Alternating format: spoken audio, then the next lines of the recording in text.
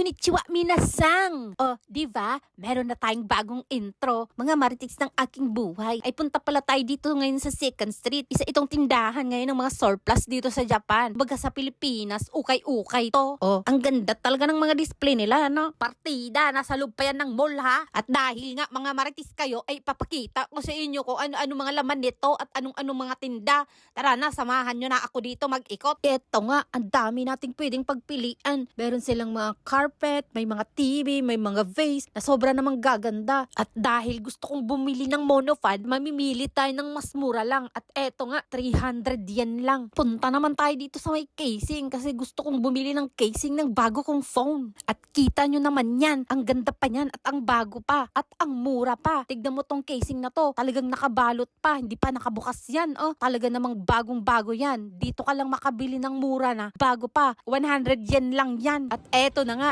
nakita ko na nga yung casing na para sa phone ko. Take note, 200 yen lang yan. Ang social naman ng casing na to. Pag napagod ka maglaro sa cellphone mo, pwede kang maglaro dito sa casing. Mag-break game ka naman. Tignan nyo din tong mga phone nila man. Second hand lang din yan, pero kagaganda pa yan. Android, smartphone, and iPhone yan. Sa mga marites ko dyan. Ang gusto magpabili ay mag-comment down below kayo. At syempre, bayaran nyo ko ay. At may mga camera din sila na pwede yung gamitin sa pagbablog nyo dyan. Tara, ikutin pa natin nang makapili tayo ng bibilhin ko. At may nakita nga ako, bibilhin ko to para sirain ko uli ang dingding ng bahay ko. Charot-charot lang yun mga marites. Tara na, tignan naman natin yung mga damit nila. Kung makikita nyo, sobrang dami ng damit dito. Ay nako, mahirap mamili dito dahil ang gaganda pa ng mga damit nila. Mga pinalansya pa tong mga to.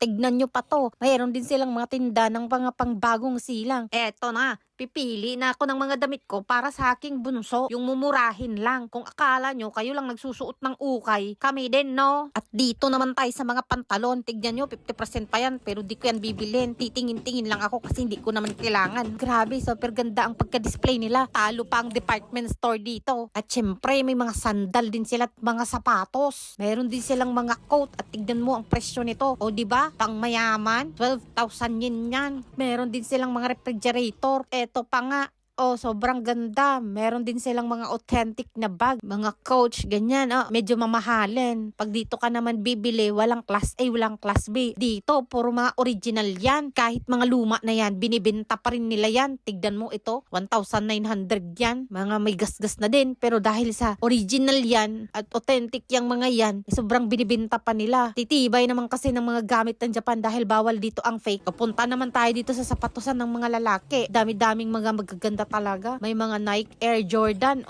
diba? 14,800. Ito din namang Nike, medyo bago-bago pa. 12,900. Bilhin nyo na. May mga bag din sila dito, mga suitcase, talon ng mga lalaki. Ito pa, may mga laruan pa sila dito. Ay bibilhan ko nga din ng laruan si Yuji bago ako umuwi para hindi naman umiyak. Ayan, at mahilig siya sa train. Bilhan uli natin siya ng ganto. At sobra naman nga dami mong pagpipilian ng mga laruan dito ng mga bata dahil wala tayong pera at wala tayong oras para nang umuwi at magbayad.